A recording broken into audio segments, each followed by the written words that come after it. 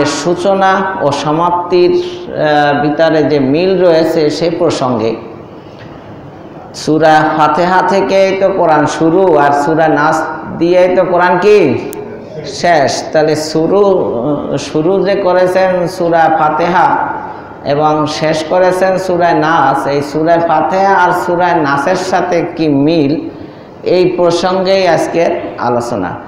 তো সূরাতুন নাসে আল্লাহ তাআলা বলেন, কুল আউযু বিরাব্বিন নাস, বলুন আমি আশ্রয় গ্রহণ করছি মানুষের পালনকর্তার, মালিকিন নাস মানুষের অধিপতির, ইলাহিন নাস মানুষের মাবুদের, মিন শাররিল ওয়াসওয়াসিল খান্নাস তার অনিষ্ট থেকে যে কুমন্ত্রণা দেয় ও আত্মগোপন করে, আল্লাযী ইউওয়াসওয়িসু ফি সুদুরিন নাস যে কুমন্ত্রণা দেয় মানুষের অন্তরে, মিনাল জিন্নাতি ওয়ান নাস জিনের মধ্য থেকে অথবা মানুষের মধ্য থেকে।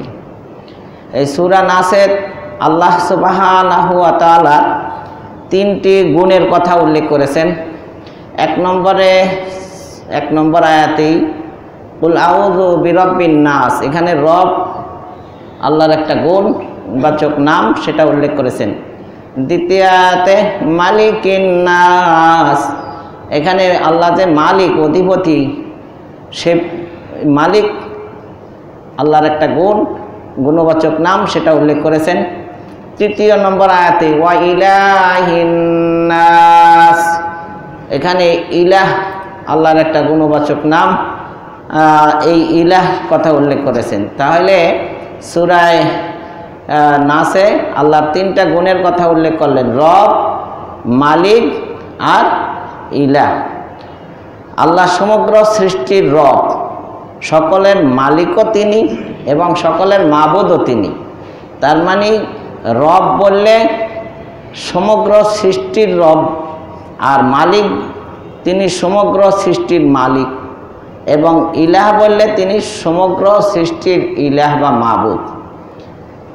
এই জন্যই আল্লাহ সুবহানাহু ওয়া তাআলা এই তিনটা গুণবাচক নাম উল্লেখ করে বললেন যে ওয়াসওয়াসা বা কুমন্ত্রণা দানকারী শয়তানের অনিষ্ট থেকে আমার কাছেই পানা চাও। কারণ এই সমগ্র সৃষ্টির ভিতরে শয়তানও কি আমারই সৃষ্টি, এবং শয়তানের মালিক আমি, এবং শয়তান না মানলেও বা মানলেও সে কি তারও ইলাহ বা মাবুদ আল্লাহ। তাহলে সমগ্র সৃষ্টি তার মালিকানাধীন এবং সমগ্র সৃষ্টি আল্লাহরই সম্পদ এবং সমগ্র সৃষ্টি তারই দাস। এই জন্য এই তিনটা গুণের কথা উল্লেখ করে আল্লাহর এই তিন গুণে গুণান্বিত সত্তার নাম নিয়ে আশ্রয় চাওয়ার প্রশিক্ষণ দিলেন সূরাতুন নাসের ভিতরে, যে বললেন যে এই তিনটা গুণ আমার উল্লেখ করো বান্দা, তারপরে আমার কাছে কি চাও, শয়তানের অনিষ্ট হইতে আশ্রয় চাও, আমি রক্ষা করব। বলেন সুবহানাল্লাহ। শয়তান মানুষ ও জিনের অন্তরে কুমন্ত্রণা দিতে থাকে। জিনের ভিতরেও কিছু ভালো জিন আছে। আল্লাহ তাআলা মানুষকেও ইবাদতের জন্য সৃষ্টি করেছেন, জিনদেরকেও কি ইবাদতের জন্য সৃষ্টি করেছেন। কথা বলেন, ওমা খালাকতুল জিন্না ওয়াল ইনসা ইল্লা লিয়াবুদুন, সূরা যুররিয়াত 56 নম্বর আয়াতে আল্লাহ তাআলা বলেন যে আমি মানব এবং জিন জাতিকে সৃষ্টি করেছি আমার ইবাদতের লক্ষ্যে।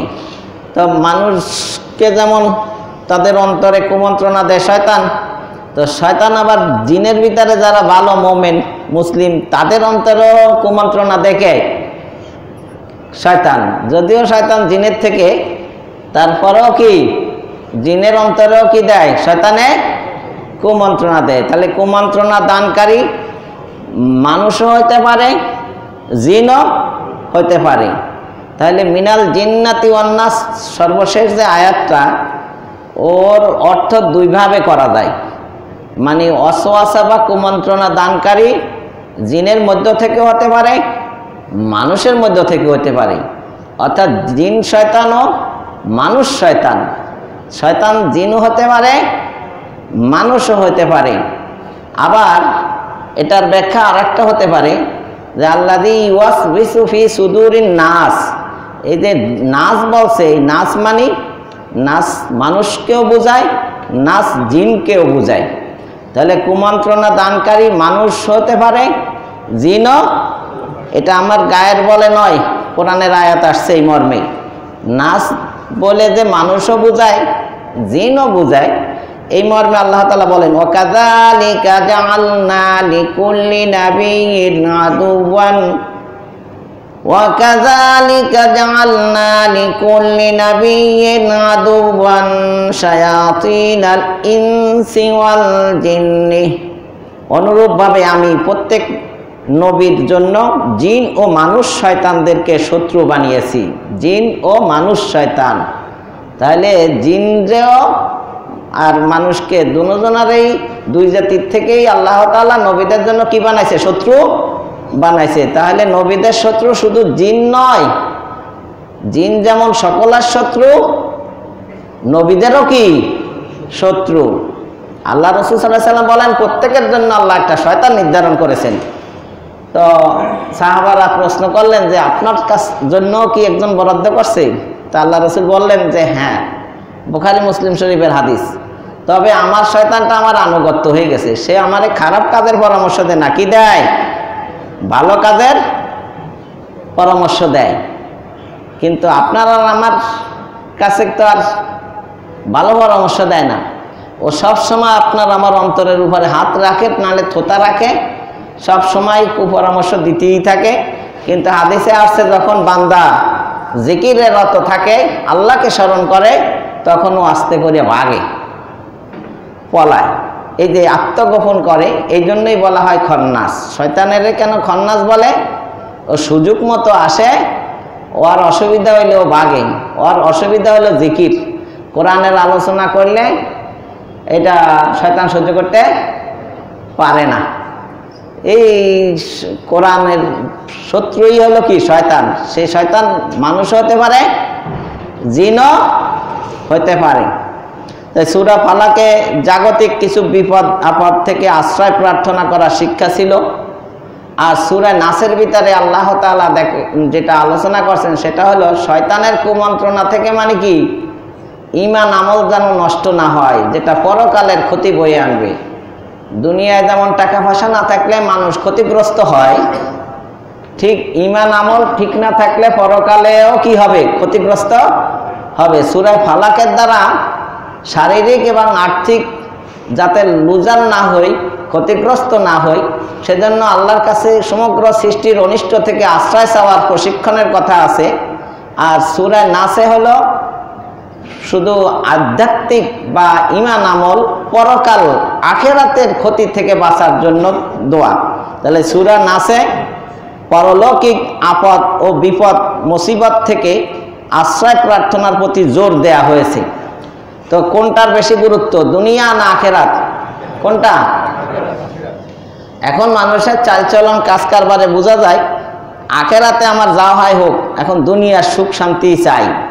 কারণ বাকির আশায় নগদ ছাড়তে রাজি না।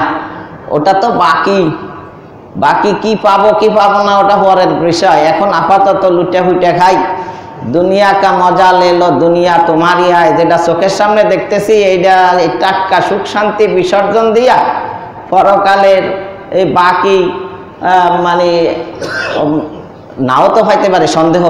এই জন্য যাদের সন্দেহ আছে ইমানে, তারাই পরকালের কর্মকাণ্ড তারা ততটা করে না। এরাই আমলের থেকে গড়িমসি, এরাই ঠিক মতন ফজরের নামাজ পড়ে না। কারা? যারা আখিরাতের প্রতি ইমানের এত কি নাই, গভীরতা নাই, তারা এই ঘুমের মতো একটা টাটকা শান্তির ঘুম নষ্ট করিয়া ফজরের নামাজ পড়তে ওঠে না। তো যেহেতু পারকালীন ক্ষতি এটার গুরুত্ব বেশি, তাই এই সূরাতুন নাসের প্রতি গুরুত্ব আরোপ করে আল্লাহ তাআলা কোরআনটাকে সমাপ্ত করছেন। কেন সূরা নাস দিয়ে কোরআন শেষ করলেন বলেন তো? আরে না হলে কি শিখাইলেন আর কি শিখলেন? সূরা নাস দিয়ে কেন কোরআন শেষ করলেন? কারণ সূরা নাসের ভিতরে আখিরাতের ক্ষতি থেকে বাঁচার ব্যবস্থার পত্র দিছেন আল্লাহ তাআলা কি সূরা নাসে। আর দুনিয়ার ক্ষতির চাইতে আখিরাতের ক্ষতি সবচাইতে কি বড় ক্ষতি। কারণ দুনিয়া যতই আগুনে পোড়াক, দুনিয়ার আগুনে পোড়াই দিলে স্কিন ফুটতে ফুটতে লোকটা মারা যায়, তার জান বের হয়ে যায়, মৃত লাশ পুড়ে ছাই হয়, কিন্তু সে কষ্ট পায় না। যতক্ষণ তার জীবন্ত থাকা অবস্থায় স্কিন পড়ে চামড়া পড়ে তখন সে একটু কষ্ট পায়। আর আল্লাতি তাত্তালিউ আলাল আফইদা, জাহান্নামের আগুনে দগ্ধ হইয়া তার স্কিন পড়বে, গোস্ত পড়বে, হৃৎপিণ্ড পর্যন্ত পড়বে, কিন্তু সে মরবে না। লা ইয়ামুতু ফিহা ওয়ালা ইয়াহইয়া, দুনিয়ায় সে একবার মরেই যায়, আখিরাতে সে মরবেও না মরার মতো, আবার বাঁচবেও না বাঁচার মতো, কষ্ট করতেই কি থাকবে। আখিরাতে শুরু আছে শেষ নাই, জান্নাতে শুরু আছে শেষ নাই, জাহান্নামে শুরু আছে শেষ নাই। যারা জান্নাতে যাবে তাদেরও শুরু আছে শেষ নাই, যারা জাহান্নামে যাবে ওই মানুষগুলারও শুরু আছে কি নাই শেষ নাই। আর আল্লাহর শুরুও নাই শেষও নাই, এইটাই পার্থক্য শুধু। আর দুনিয়ার শুরু আছে শেষও আছে। তাহলে যার শুরু আছে শেষ আছে, এটার চাইতে গুরুত্ব কোনটার বেশি? যেটা শুরু আছে শেষ, এই জন্য এত বেশি গুরুত্বপূর্ণ আখিরাতের। সেই জন্য আল্লাহ তাআলা সূরা নাস, যেটার ভিতরে আখিরাতের ক্ষতি থেকে বাঁচার কথা বলা হয়েছে, এটাকে দিয়েই আল্লাহ তাআলা কোরআনের সমাপ্তি টানছেন, ইতি টানছেন। বলেন সুবহানাল্লাহ। সূরা ফালাকে বাহ্যিক ও দৈহিক বিপদ আপদ থেকে আশ্রয় প্রার্থনা করা উদ্দেশ্য ছিল, এবং সেটা শুধু মানুষের দৈহিক বা বিপদ আপদ তা নয়, যে কোনো সৃষ্টিরই বিভিন্ন বিপদ আপদ হইতে পারে। এই জন্য ওখানে আল্লাহর গুণবাচক নাম রবের সাথে নাস যুক্ত করেন নাই, কি করছেন? ফালাক যুক্ত করছেন। কুল আউযু বিরাব্বিল ফালাক বলছেন। ফালাক মানে যত কিছু ফেটে বের হয়, ফাটান তো আল্লাহ, বের করেনও আল্লাহ, তাহলে যত কিছু মানে সমগ্র সৃষ্টি। তাহলে সমগ্র সৃষ্টির রবের আশ্রয় চাওয়ার কথা বলা হয়েছে। কারণ দৈহিক বা বাহ্যিক ক্ষতি দুনিয়ায় বিভিন্ন সৃষ্টি ক্ষতিগ্রস্ত হয়, এই জন্য ওখানে নাস বলে নাই, কি বলছে? ফালাক বলছেন। ফালাকের ভিতরে নাসও আছে, কিন্তু আখিরাতের ক্ষতি শুধু ক্ষতিগ্রস্ত হবে মানুষ, আর সমস্ত সৃষ্টি কি হয়ে যাবে? মাটি হয়ে যাবে। ওয়াকুলু ইয়া লাইতানি কুনতু তুরাবা। আব্দুল করিমের মোরগ যখন দুনিয়াতে আব্দুর রহিমের মুরগিরে ঠোকর দিয়েছিল, কাল ময়দানে মাহশারে আব্দুর রহিমের মুরগিকে বলা হবে, তোমাকে দুনিয়াতে ঠোকর দিয়েছিল আব্দুল করিমের মোরকে, এখন তুমি তাকে ঠোকর দাও, শোধবাদ হয়ে যাবে। এরপর বলবে তোমরা মাটি হয়ে যাও। তার মানে পৃথিবীর সমগ্র সৃষ্টি বিচার আচারের পরে কি হয়ে যাবে? মাটি হয়ে যাবে। ওয়াকুলুল কাফিরু ইয়া লাইতানি কুনতু তুরাবা। সমগ্র মানুষের সামনে যখন বিচার কার্য সম্পাদন করবেন, তখন কাফেরেরা চিৎকার করে বলবে, হায় আফসোস, এই জাহান্নামে কিভাবে আমরা থাকব, এই জাহান্নামের শাস্তি কিভাবে সহ্য করব। এর চাইতে ওই সমস্ত পশু পাখির মতো মাটি হয়ে গেলে কি হয়তো ভালো হয়তো, কিন্তু মাটি আর হবে না। তাহলে আখিরাতের বিপদ কি মানুষের ছাড়া আর কারো আছে? এই জন্য মানুষের বিপদ থেকে বাঁচার জন্য সূরা নাসে বলা হয়েছে। এই জন্য রব্বিন নাস, মালিকিন নাস, ইলাহিন নাস, মিন শাররিল ওয়াসওয়াসিল খান্নাস, আল্লাযী ইউওয়াসওয়িসু ফি সুদুরিন নাস মিনাল জিন্নাতি ওয়ান নাস। আখিরাতের সব সমস্যা কার? নাস, মানুষের। কার? তাহলে মানুষের মধ্যে দৈহিক বিপদ সীমিত নয়, এই জন্য সূরা ফালাকে নাস উল্লেখ করে নাই, ফালাক উল্লেখ করছেন। কারণ জন্তু জানোয়ারও দৈহিক বিপদ আপদ এবং মুসিবতে পতিত হয়, সেজন্য নাস বলছে না ফালাক বলছে? কুল আউযু বিরাব্বিন নাস কইছে না ফালাক বলছে? ফালাক না, নাস তো হলো লাস্টের দা, আগেরটাতে নাস বলে নাই। কি বলছে? সমগ্র সৃষ্টির রব বলছে। আর সূরা নাসে শুধু মানুষের রব বলছে। এইটা বলার কারণটা কি সেটা বুঝাইলাম, বুঝতেছেন না? এটাই তো তাফসীর, এটাই ব্যাখ্যা, এটাই বিশ্লেষণ। এটাই কোরআনের ভিতরে চিন্তা ভাবনা। ওখানে ফালাক আসলো, এখানে নাচ আসলো কেন? রব কি শুধু নাচের না সমগ্র সৃষ্টি? আচ্ছা, তো এর সাথে সাথে ওইটাও বলে দিই, সূরা ফাতিহা আর নাচের সাথে মিল আছে না? না আছে। দেখেন ওখানে বলছেন কি, আলহামদুলিল্লাহি রব্বিল আলামিন, সমগ্র জগতের প্রতিপালক। তাহলে রব সেখানেও ছিল না? না ছিল। এখানেও আছে না? নাই। তাহলে যে রব দিয়ে শুরু হয়েছিল কোরআন, সেই রব দিয়েই আবার কি করলেন? তাহলে মিল আছে না? নাই, আছে। তাহলে সূরা নাসে শয়তানি কুমন্ত্রণা থেকে আশ্রয় প্রার্থনার কথা বলা হয়েছে। এটা মানুষের মধ্যে সীমিত এবং জিন জাতীয় এর প্রসঙ্গত শামিল আছে। এই জন্য সূরা নাসের শেষে কি বলছে? মিনাল জিন্নাতি ওয়ান নাস। কারণ জিনও বাদ পড়বে কেন? এই জন্য মানুষের সাথে সাথে জিনের কথাও বলা হয়েছে।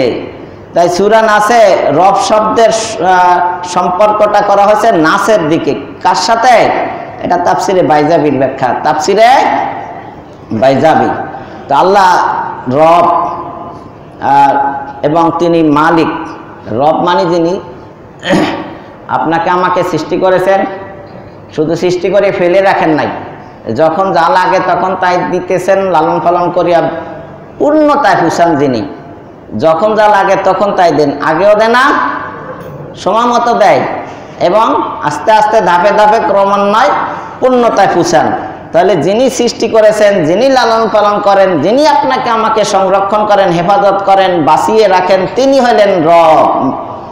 আর মালিক অর্থ অধিপতি। তাহলে আল্লাহ রব, আল্লাহ কি? মালিক। মালিক মানে কি? মুলুকুন মানে রাজ্য, মালাকুন মানে ফেরেশতা, মালিকুন মানে অধিপতি, রাজা, বাদশাহ। তাহলে পৃথিবীর সব রাজা বাদশাহ যেটা নিজেরা নিজেদেরকে রাজা মনে করে, বাদশাহ মনে করে, এটা কি আসলে বাদশাহ না প্রকৃত বাদশাহ? আল্লাহ। আলাইসাল্লাহু বিআহকামিল হাকিমিন মালিকি ইয়াউমিদ্দিন। সূরা ফাতিহার ভিতরে পড়ছেন কিনা? মালিকি ইয়াউমিদ, কিয়ামত দিবসের মালিক। দুনিয়ার মানুষ তোমরা এখন নিজেকে মালিক মনে করো, এই বাড়ির মালিক, এই গাড়ির মালিক, এই জমির মালিক, এই ভবনের মালিক। কিন্তু একদিন এই ইসরাফিল আলাইহিস সালামের সিংহায় ফুৎকার দেওয়ার সাথে সাথে এগুলা ধ্বংস হয়ে যাবে। তখন আর পৃথিবী নামক কোনো কিছুর বাড়িঘর, কিছুর অস্তিত্ব থাকবে না, কোনো রেজিস্ট্রি অফিস থাকবে না, দলিলপত্রও থাকবে না। কেউ বলতে পারবে না যে এই জায়গার মালিক আমি, এই বিল্ডিংয়ের মালিক আমি। তখন অনায়াসে আপনার সিস্টেমেটিকভাবে সব কিছুর মালিক হয়ে যাবেন কে? তাহলে মালিক প্রকৃতপক্ষে আগেও মালিক দুনিয়াতে, এখনো তিনি মালিক, কিয়ামতের দিনেরও মালিক কে? ইয়ামানত চাঁদের নদে মাল দর হাকিকত মালিকে হার সাই খোদাস। প্রকৃতপক্ষে আপনার আমার যা কিছু আল্লাহ মালিক বানাইয়া দিছেন আপনাকে আমাকে, এগুলা আসলে মালিক নয়, আমরা আমানতদার। এগুলা আপনার আমার কাছে কি রাখছেন? হাত, চোখ, পা, কান, এগুলা যা দিছে এগুলা সব কি? আমানত। তাহলে আমরা আমানত পেয়েছি, মালিক হই নাই। বড় জোর আমরা ম্যানেজার, বড় জোর আমরা কি? ম্যানেজার। আমানত ফেরতযোগ্য, তার মানে চোখ কান কোন কাজে ব্যবহার করতেছি কৈফিয়ত দিতে হবে, জবাব দিতে হবে। আমি বাড়ির মালিক নয়, আমি বাড়ির, আমার কাছে আল্লাহ তাআলা আমানত রাখছে। সন্তানের মালিক আমি নই, সন্তান আপনার আমার কাছে কি? আমানত। তাহলে পৃথিবীর যা কিছু আছে এগুলার মালিক প্রকৃতপক্ষে কে? তো যিনি বাদশাহ হন তিনি সব কিছুর মালিকও হন। তাহলে বাদশাহ কে? আল্লাহ। তাহলে মালিকও কে? আল্লাহ। তো আর একটা হলো ইলাহ, মাবুদ। তাহলে মাবুদ একমাত্র কে? আল্লাহ। ইলাহিন নাস, সমগ্র সৃষ্টির মালিক কে? আল্লাহ।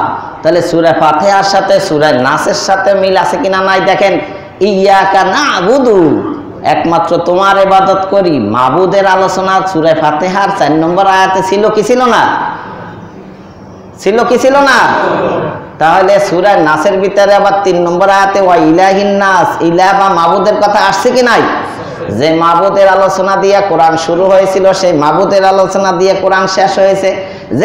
যে রবের আলোচনা দিয়ে, আলহামদুলিল্লাহ রব্বিল আলামিন, রবের আলোচনা দিয়ে কোরআন শুরু হয়েছিল, কুল আউযু বিরব্বিন নাস, সেই রবের আলোচনা দিয়ে কোরআন সমাপ্ত করা হয়েছে।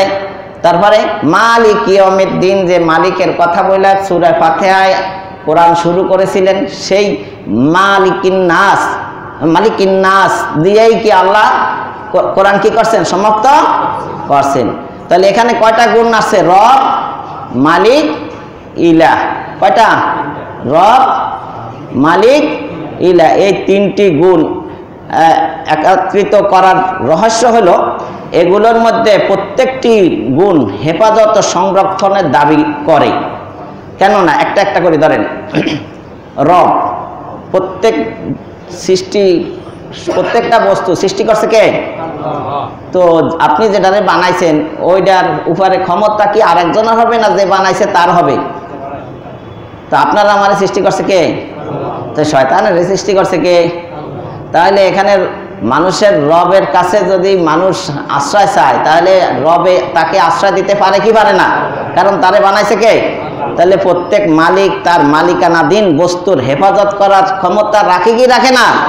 এই জন্য অন্য সব গুণের কথা সূরা নাসে উল্লেখ না করিয়া রবের কথা উল্লেখ করছেন। কারণ রব তো বানাইছে, সেই তো নিয়ন্ত্রণ করবে, তারই তো এটা অধিকার বা হক।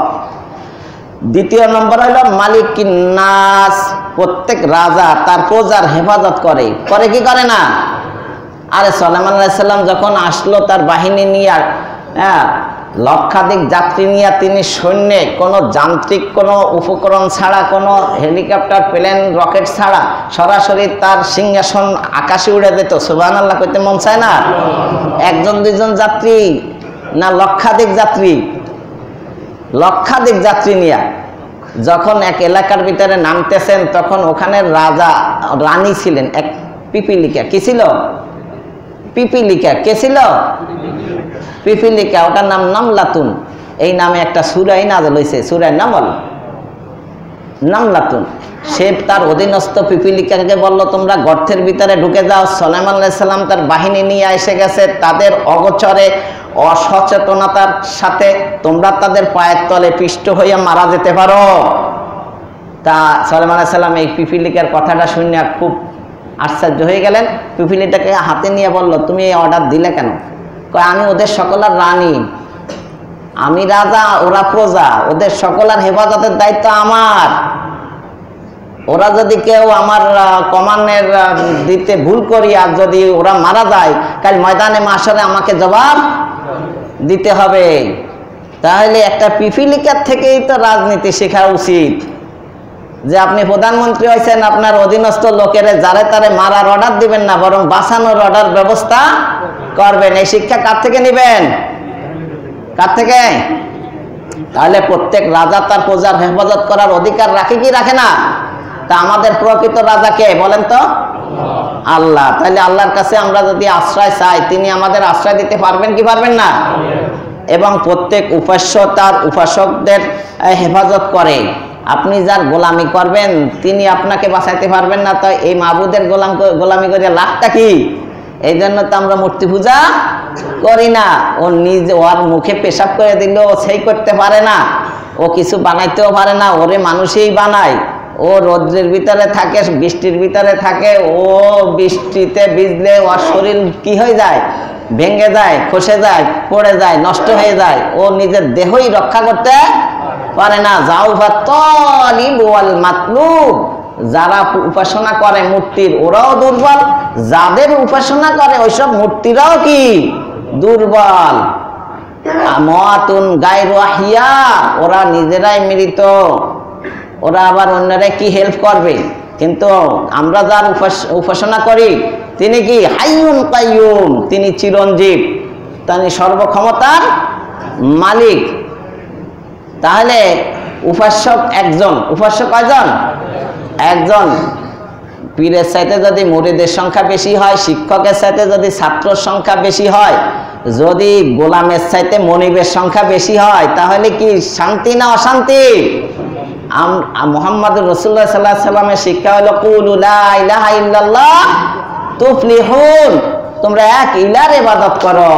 কয় ইলার? এক ইলার। কারণ একাধিক হইলেই অশান্তি, একাধিক হইলেই কি? তাহলে দেশে আর শান্তি আসবে না। একজনে কবে বৃষ্টি দাও, একজনে বলবে রোদ দাও, একজনের কথা আর একজন উপেক্ষা করলে লাগবে ঝগড়া, লাগবে মারামারি, লাগবে কেওয়াস।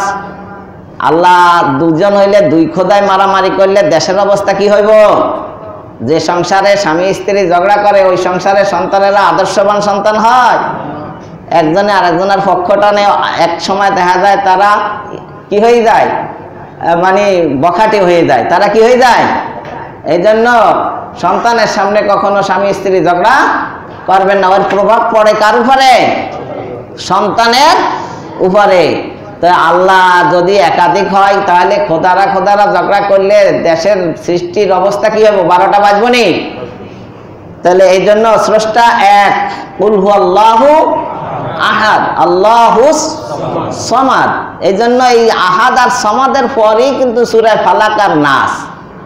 মূলত সূরা ইখলাসের এই দুই আয়াতই হলো সূরা ইখলাসের পূর্ণতা। বাকি লাম ইয়ালিদ ওয়া লাম ইউলাদ ওয়া লাম ইয়াকুল লাহু কুফুয়ান আহাদ সমাদের ব্যাখ্যা মাত্র। এবং পবিত্র কোরআনে এই লাম ইয়ালিদ ওয়া লাম ইউলাদ ওয়া লাম ইয়াকুল লাহু কুফুয়ান আহাদ এগুলো আছে। যেমন সূরা বনী ইসরাঈলের ভিতরে আছে আলহামদুলিল্লাহিল্লাযী লাম ইয়াত্তাখিয ওয়ালাদান ওয়া লাম ইয়াকুল লাহু শারীকুন ফিল মুলকি ওয়া লাম ইয়াকুল লাহু ওয়ালিয়্যুম মিনায-যুল্লি ওয়া কাব্বিরহু তাকবীরা। তাহলে সূরা ইখলাসের মূল হলো কোনটা? ফালাক আর না, সূরা আহাদ আর সামাদ। আহাদ আর সূরা ইখলাসের মূল আয়াত কোনটা? এই দুইটাই, আহাদ আর এটা। আর কোথাও নাই, একবারই আসছে মাত্র। সামাদ আর কোরআনে কোথাও কি আসে নাই। আল্লাহর পূর্ণাঙ্গ পরিচয় এই সমাদের ভিতরে আছে। যার খাওয়ার প্রয়োজন নাই, যার বিবাহ শাদীর প্রয়োজন নাই, যার সন্তান নাই, ছেলে মেয়ে নাই, যার পেট আর পকেট নাই, যার সবাই তো পেট আর পকেট লইয়েই ব্যস্ত। আল্লাহ তাআলার পেটও নাই, পকেটও নাই। তাহলে এইভাবে সূরা ফালাকেরও কিন্তু দুইটা আয়াতই পূর্ণতা, আর বাকি তিনটা ব্যাখ্যা। কুল আউযু বিরাব্বিল ফালাক মিন শাররি মা খালাক, এই একবার। আর বাকিটা হলো কি? কোনটা? মিন শাররিল মিন শাররি গাসিকিন ইযা ওয়াকাব মিন শাররিন নাফাসাতি ফিল উকাদ মিন শাররি হাসিদিন ইযা। এটা ঠিক সূরা নাসও প্রথম 3 আয়াত এক অংশ, বাকি 3 আয়াত আর এক অংশ, দুই ভাগে বিভক্ত সূরা নাস। কয় ভাগ? কি কি? কুল আউযু বিরাব্বিন নাস, মালিকিন নাস, ইলাহিন নাস, এই একটা ভাগ। আর একটা ভাগ কি বলেন? মিন শাররিল ওয়াসওয়াসিল খান্নাস আল্লাযী ইউওয়াসওয়িসু ফি সুদুরিন নাস মিনাল জিন্নাতি ওয়ান নাস। পবিত্র কোরআনে কারিমে আল্লাহ সুবহানাহু ওয়া তাআলা সূরাতুন নাস দিয়া কোরআন সমাপ্ত করছেন। এই সূরা নাসের সাথে আর সূরা ফাতিহা প্রথম যে সূরা অবতীর্ণ করেছেন তার সাথে মিল আছে না নাই? কারণ ওই সূরা ফাতিহাও দুই ভাগ। কয় ভাগ? আলহামদুলিল্লাহি রাব্বিল আলামিন আর রহমানির রহিম মালিকি ইয়াউমিদ্দিন, এটা এক ভাগ। আর ইহদিনাস সিরাতাল মুস্তাকিম সিরাতাল্লাযীনা আন'আমতা আলাইহিম গায়রিল মাগদুবি আলাইহিম ওয়ালাদ-দাল্লিন, এটা আরেকটা ভাগ। এটা কি?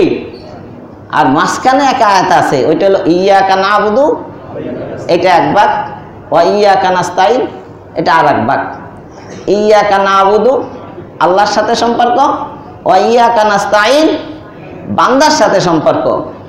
আল্লাহর সাথে সম্পর্ক বান্দার গোলামি করবে, আর গোলামের সাথে আল্লাহর সম্পর্ক হলো আল্লাহ সাহায্য করবে। ওয়া ইয়াকা নাস্তাইন গোলামের কাজ গোলামি করা, আর মাবুদের কাজ গোলামকে কি করা? হেল্প করা। তাহলে এই জন্য সূরা ফাতিহার সাথে সূরা নাসের সাথে মিল আছে। সূরা নাসে হলো ইস্তাআযাহ, কি বলেন আরবিতে? ইস্তাআযাহ কি বলেন? আউযু বলছেন না, ওটাকে বলা হয় কি? ইস্তাআযাহ। আর সূরা ফাতিহার ভিতরে ওয়া ইয়াকা নাস্তাইন ইস্তিআনাহ সাহায্য। ইস্তিআনার বাংলা কি? সাহায্য। আর ইস্তিআযার বাংলা আশ্রয় চাওয়া। আপনি যার আশ্রয় চান সেই তো আপনাকে হেল্প করবে, সাহায্য করবে। তাহলে আশ্রয়ের সাথে আর সাহায্যের সাথে মিল আছে না নাই? তাহলে সূরা ফাতিহাতে ইস্তিআনাহ আর সূরা নাসে হলো ইস্তিআযাহ। ওটার মানে হলো বান্দার সাহায্য, বান্দা আল্লাহর সাহায্য নেবে সূরা ফাতিহা। আর সূরা নাসে হলো কি? বান্দা আল্লাহর আশ্রয় নিবে।